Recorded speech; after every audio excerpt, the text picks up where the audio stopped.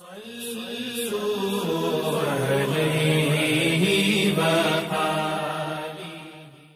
اللہ الرحمن الرحیم۔ صحیح بخاری حدیث نمبر 490۔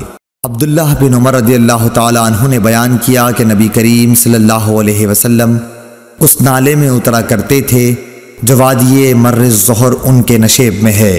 مدینے کے مقابل جبکہ مقام صفراواد سے اترا جائے، نبی کریم صلی اللہ علیہ وسلم اس ڈھلوان کے بالکل نشیب میں قیام کرتے تھے۔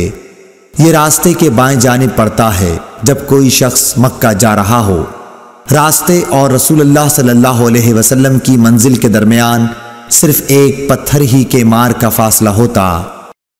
اللهم صل على محمد وعلى آل محمد كما صليت على إبراهيم وعلى آل إبراهيم إنك حميد مجيد اللهم بارك على محمد وعلى آل محمد كما باركت على إبراهيم وعلى آل إبراهيم إنك حميد مجيد